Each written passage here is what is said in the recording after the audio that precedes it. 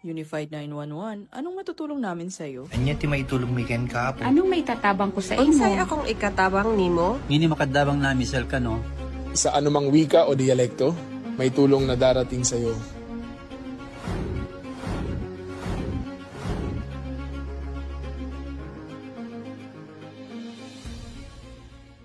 Lilingkod sa bawat Pilipino at magbibigay ng tamang impormasyon para sa tahimik at maayos na Pilipinas. Police News Network, alagad ng batas, tagapagtaguyod ng balitang pulis, sandigan ng mamamayan, patnubay ng katotohanan. Na Kampo Krame, maghahatid ng pinakahuling kaganapan at nagbabagang balita. Ito ang PNN Police News Network. At ngayon, ang inyong mga tagapagbalita. Magandang araw bagong Pilipinas. Ako ang inyong alagad ng batas, tagataguyod ng Balitang Pulis, Patrolman Joshua Jimenez. Maghahatid ng tamang balita, kwento ng pulis at serbisyo para sa mamamayan, at ito ang PNP News Online. Ang pangunahing balita ng Police News Network, alagad ng batas, tagataguyod ng Balitang Pulis.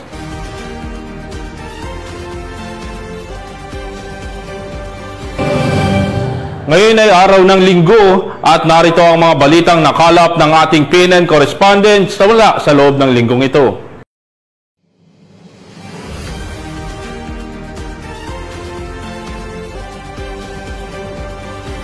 Isang individual na ituturing na high-value individual ang matagumpay na naaresto ng mga otoridad sa isang buy-bust operation na isinagawa sa Angono, Rizal. Kumimpirma ng pulisya na nasamsam mula sa sospek ang illegal na drogang shabu na may tinatayang halaga na mahigit 300,000 piso. Ito ang balitang tinutukan ni Patrolman Joshua Cruz. Isang high-value individual na umunay sangkot sa illegal na bentahan ng illegal na droga ang naaresto ng mga tauhan ng Angono MPS sa matagumpay na buy-bust operation na isinagawa dakong alas 8:44 ng gabi noong Oktubre 28 taong kasalukuyan sa Angono, Rizal. Kinilala ang sospek na si Elias Tongge, 23 taong gulang, binata at residente ng Binangonan, Rizal, na itinuring na high-value individual. Sa operasyon na isinagawa ng Municipal Drug Enforcement Team ng Angono MPS na may koordinasyon sa PDEA 4A, nasamsam mula sa sospek ang tinatayang 52.59 gramo ng hinihinalang shabu na may standard drug price na aabot sa 357,612. Kabilang din sa mga nakumpiskang ebidensya ang 8 piraso ng heat seal transparent plastic sachet na naglalaman ng hinihinalang shabu, 1 pirasong 1,000 bill na ginamit bilang buy-bust money, 10 pirasong 100 bill na drug proceeds, at 1 pirasong gold-colored self-sealing plastic bag. Matapos maaresto, siya ay dinala ng Angono MPS kasama ang mga nakumpiskang ebidensya para sa wastong disposisyon. Isa sa ilalim din siya sa medical at drug test examination sa Rizal Provincial Hospital System at Rizal Provincial Forensic Unit. Kasalukuyan nakakulong ang suspect sa custodial facility ng Angono MPS habang inihahanda ang kaukulang dokumento para sa agarang pagsasampa ng kaso sa Provincial Prosecutor's Office sa Taytay, Rizal para sa paglabag sa Section 5 at 11, Article 2 ng Republic Act 9165 o ang Comprehensive Dangerous Drugs Act of 2002. Mula dito sa Calabarzon, ako po ang inyong Police News Network correspondent, Patrolman Joshua Cruz, alagad ng batas, tagataguyod ng Balitang Pulis. Maraming salamat, Patrolman Cruz. Isang malaking tagumpay ang naitala ng Angeles City Police Office laban sa illegal na droga matapos nilang maaresto ang 2 ituturing na high-value individual sa isang buy-bust operation kagabi. Patrolwoman Jilly Peña sa balita. 2 high-value individuals ang naaresto sa isang matagumpay na anti-illegal drug operation na isinagawa ng mga tauhan ng Angeles City Police Office sa ilalim ng pamumuno ni Police Colonel Joselito E. Villarosa Jr., City Director sa tapat ng Tres Marias Resort, Phase 5, Barangay Kutud, Angeles City. Kinilala ang mga suspect na sina alias Jaime, 18 taong gulang, residente ng Hadrian Tree Mountain View, Barangay Balibago, at alias Kiko, 29 na taong gulang, residente ng Pinpin Compound, Sitio Pader, Barangay Pulong Maragol, Angeles City.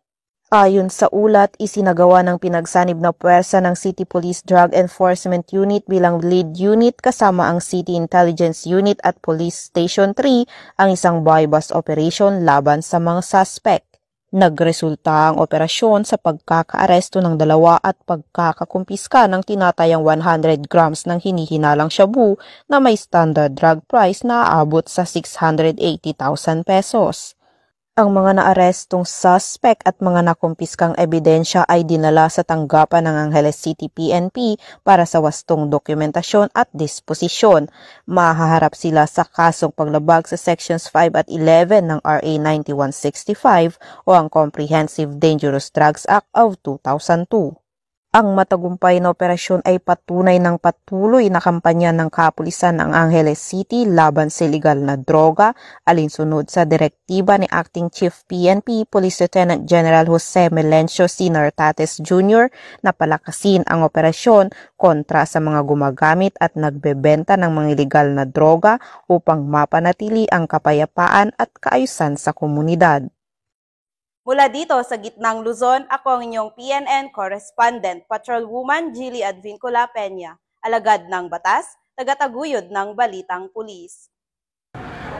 Maraming salamat, Patrolwoman Peña. Sa isang di inaasahang pangyayari, nagpakita ng huwarang serbisyo at malasakit ang mga tauhan ng Regional Mobile Force Battalion 2 matapos rumesponde at tulungan ng isang ginang na biglang nanganak sa gilid ng kalsada. Ang buong detalye ng balita ay babahagi sa atin ni Patrolwoman Richelle Ledesma. Muling nagpakita ng deviating may malasakit ang mga tauhan ng San Luis Forward Operating Base 2 2nd Maneuver Company, Regional Mobile Force Battalion 2, matapos ang isang ginang na nanganak sa gitna ng checkpoint sa Barangay San Luis, Tuaw, Cagayan noong ika-28 ng Oktubre taong kasalukuyan. Habang nagsasagawa ng checkpoint operation, ang mga kapulisan ng nabanggit na unit, isang kulong-kulong tricycle ang huminto sa checkpoint. Nalulan si Ginang Natalie Z. Cabunag, 21 anyos, residente ng nasabing barangay, kasama ang kanyang asawa na si Ginoong Daniel R. Bumatay, 26 na anyos. Habang nakikipag-usap ang mga kapulisan sa mag-asawa ay bigla na lamang ininda ni Ginang Cabunag ang matinding pananakit at nagsimulang manganak. Walang atubili na tumugon si Police Master Sergeant Benjo Tumbali, Assistant Team Leader. At maingat na tinulungan ang ginang sa kanyang panganganak, ligtas na nailuwal ng ginang ang isang malusog na sanggol bandang alas 3:38 ng madaling araw. Kaagad din dinalang mag-ina sa Bulaga District Hospital para sa kaukulang medical na atensyon. Ayon sa ulat, nasa ligtas at maayos na kalagayan ang mag-ina. Pinuri naman ni Police Brigadier General Antonio P. Maralag Jr., Acting Regional Director ng Police Regional Office 2, ang kabayanihan at mabilis na aksyon ng mga tauhan ng Regional Mobile Force Battalion 2. Anya, ipinakitang malasakit at kabayanihan ng mga kapulisan ang kanilang taos-pusong serbisyo sa mamamayan. Tunay na may pagmalaki natin ang ganitong uri ng serbisyong may puso. Isang halimbawa ng ating advokasya tungo sa isang ligtas at bagong Pilipinas, dagdag ni Police Brigadier General Maralag. Ang insidenteng ito ay sumasalamin sa bagong PNP na may serbisyong mabilis, tapat at nararamdaman tungo sa ligtas na bagong Pilipinas. Dito sa Lambak ng Cagayan, ako ang inyong PNN correspondent, Patrolwoman Ledesma, alagad ng batas, tagataguyod ng balitang pulis. Maraming salamat, Patrolwoman Ledesma. Isang matagumpay na operasyon laban sa illegal na droga ang isinagawa ng pulisya matapos makumpiska ang tinatayang kalahating milyong halaga ng shabu sa Arevalo, Iloilo. Ito ang balitang tinutukan ni Patrolwoman Jolibel Alvior. Bumagsak sa kamay ng mga operatiba ng Regional Police Drug Enforcement Unit 6 si Elias Ture at ang kanyang kasamahan sa isang matagumpay na buy-bust operation sa Sunset Boulevard, Barangay Suoc, Arevalo, pasado 1:00 ng madaling araw nito lamang ika-29 ng Oktubre taong kasalukuyan. Kinilala ang mga suspect na sina Elias Ture, 29 anyos, may asawa at 3 anak, delivery rider at residente ng Zone 5, Barangay Kalumpang, Molo, pangunahing target at alias Renel, 32 anyos, may asawa at 2 anak, tricycle driver at residente ng Barangay Santa Filomena, Arevalo. Ayon kay alias Ture, napilitan naman siyang pumasok sa iligal na gawain dahil sa kahirapan at kakulangan ng kita bilang delivery rider. Inamin din niyang nagsisisi siya sa kanyang nagawang kasalanan at handang harapin ang mga parusa sa batas. Sa salaysay nito, ginagamit umano nila ang GCash para sa mga transaksyon at isinasagawa ang dead draft system kung saan pinagkakasunduan nila ng source kung saan nilalagay ang droga at pera. Sa naging pahayag ni Police Major Marvin Villanueva, Deputy Chief ng RPDEU 6, inilahad nito na halos 1 buwan nilang minanmanan ang mga suspect bago isinagawa ang operasyon. Dagdag pa niya, malawak ang sakop na operasyon ng grupo ni Ture, kabilang na ang ilang bahagi ng Iloilo City at ilang bayan sa probinsya. Nasamsam kay Ture ang isang sachet ng hinihinalang shabu na binili gamit ang 12,500 pesos na marked money. Nang siya ay kapkapan, nakuha pang 3 karagdagang sachet at 2 knot-tied na pakete ng shabu sa kanyang itim na sling bag. Samantala, 2 sachet pa ng hinihinalang shabu ang nakuha kay Renel na nakatago sa kanyang helmet. Nakuha rin sa kanila ang 2 Android cellphone at iba pang mga non-drug items. Sa kabuuan, umabot sa humigit kumulang 85 gramo ang timbang ng nakumpiskang droga na may tinatayang halagang 578,000 pesos.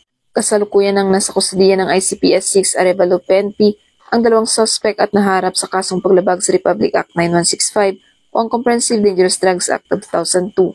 Ang pagkakasamsam na may higit kalahating milyong pisong halaga ng droga ay isang malaking hakbang ng Iloilo PNP upang maprotektahan ang mga mamamayan mula sa bisyong sumisira sa katawan at kinabukasan. Sa patuloy na kampanya ng PNP, layunin nitong makamit ang isang lipunang malusog, produktibo at malaya sa droga. Dito sa Western Visayas, ako ang inyong Police News Network Correspondent, Patrolwoman Jolibel Alvior, alagad ng batas, tagataguyod ng balitang pulis. Maraming salamat, Patrolwoman Alvior. Walang taka sa batas ang isang individual na may kasong attempted homicide matapos itong arestuhin ng mga otoridad sa Eastern Samar. Patrolwoman Cristel Palafox sa balita.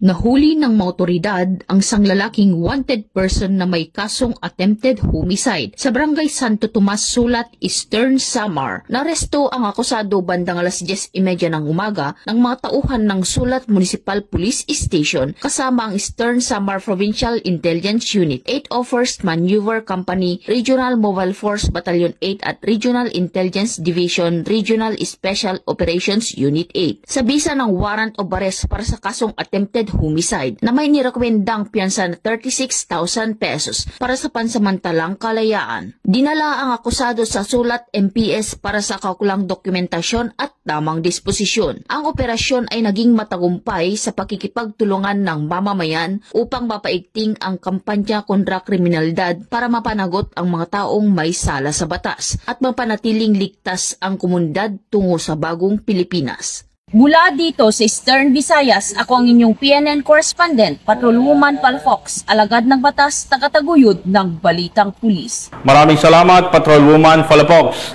Isang vehicular accident ang naganap sa Sultan Kudarat, Maguindanao del Norte na ikinapatay ng isang individual at isa ring sugatan na agad naman nirespondihan ng lokal na pulisya. Yan ang balitang tinutukan ni Patrolwoman Maricris Algabre.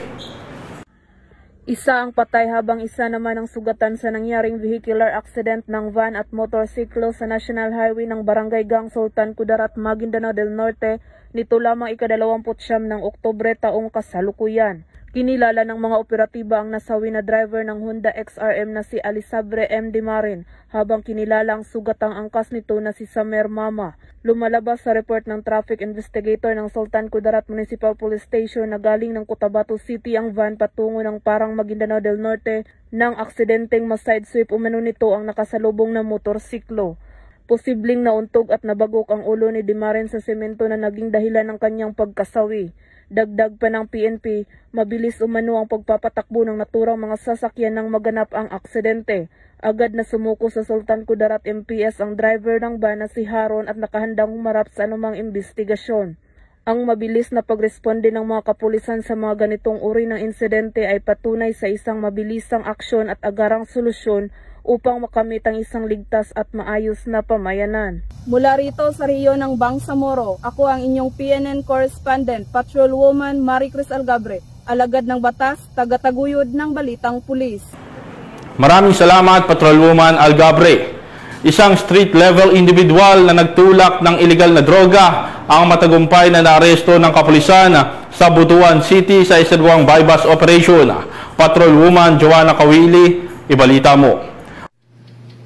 Hindi napigilan ang pagluha ng isang babae na nakilalang si alias Christy, 25 anyos, may asawa at walang trabaho matapos siyang mahuli ng mga otoridad sa isang matagumpay na bypass operation sa Barangay San Ignacio, Butuan City. Ayon sa ulat ng pulisya, nasamsam mula sa suspect ang tinatayang 5 gramo ng shabu na may halagang 34,000 pesos at 500 na mark money na ginamit sa operasyon. Kinilala si alias Christy ng mga otoridad bilang isang street-level individual o street-level drug personality. Ang operasyon ay pinangunahan ni Police Lieutenant Bonifacio Castro Jr., Assistant Station Commander kasama ang Station Drug Enforcement Unit at ang puwersa ng Butuan City Police Station 1. Ayon sa mga pulis, ang matagumpay na operasyon ay patunay ng kanilang walang humpay na kampanya laban sa pagkalat ng iligal na droga upang mapanatili ang kaligtasan at kapayapaan ng komunidad. Sa kasalukuyan, nakakulong na sa Station 1 Detention Facility sa Cabello Homes si alias Christy habang inihahanda ang kasong paglabag sa Republic Act 9165 o Comprehensive Dangerous Drugs Act of 2002 laban sa kanya. Mula dito sa Police Regional Office 13, ako ang inyong PNN Correspondent, Patrolwoman Joanna Kawili, alagad ng batas, tagataguyod ng Balitang Pulis. Maraming salamat, Patrolwoman Kawili. Isang matagumpay na operasyon laban sa illegal na droga ang kinasa ng Benguet Provincial Police Office matapos nilang matuklasan at binunot ang mga fully grown marijuana plants na may tinatayang halagang aabot sa 1 milyong piso. Ang balitang tinutukan ni Police Master Sergeant J. Ford Dionisio. Nadiskubre ang 1 milyong halaga ng marijuana plant sa isinagawang marijuana eradication ng kapulisan ng Benguet sa Barangay Takadang, Kibungan, Benguet nito lamang Oktubre 28 taong kasalukuyan. Ang matagumpay na operasyon ay dahil sa pinagsanib na pwersa ng mga operatiba sa pangunguna ng Kibungan Municipal Police Station katuwang ang Philippine Drug Enforcement Agency CAR. Nagresulta ang operasyon sa pagkadiskubre ng isang marijuana plantation na may lawak na humigit kumulang 1,000 metro kwadrado na may tanim na 5,000 fully grown marijuana plants na nagkakahalaga ng 1 milyong piso. Bagamat walang nahuling cultivator, lahat ng nadiskubring marijuana plants ay dinokumento, binunot at sinunog sa mismong lugar at ang sapat na sample ay dinala sa Regional Forensic Unit CAR para sa qualitative test. Ang matagumpay na operasyon ay dahil sa pakikipagtulungan ng mga mamamayan bilang pagsuporta sa programa ng ating pamahalaan na whole of the nation approach para maging illegal drug-free ang ating bansa. Mula dito sa Police Regional Office Cordillera, home of the most disciplined cops, ako ang inyong PNN Correspondent, Police Master Sergeant J. Ford Dionisio, alagad ng batas, tagataguyod ng Balitang Pulis. Maraming salamat, Police Master Sergeant Dionisio. At yan ang mga balitang nakalap ng ating PNN correspondents mula Luzon, Visayas at Mindanao sa loob ng linggong ito. Sa ngalan ng pamunuan ng Philippine National Police sa pangunguna ni Acting Chief, PNP, Police Lieutenant General Jose Melencio Corpus Tartatis Jr. at sa pamumuno ni President Ferdinand Bongbong Marcos Jr., kami ay maglilingkod sa bawat Pilipino at magbibigay ng tama at balanseng balita dahil sa bagong PNP para sa bagong Pilipinas, serbisyong mabilis, tapat at nararamdaman. Mula rito sa tanggapan ng tagapag-ugnay ng Pambansang Pulisya, ako ang inyong alagad ng batas, tagataguyod ng Balitang Pulis, Patrolman Joshua Jimenez. Maghatid ng tamang balita, kwento ng pulis at serbisyo para sa mamamayan at ito ang PNP News Online, ang pangunahing balita ng Police News Network.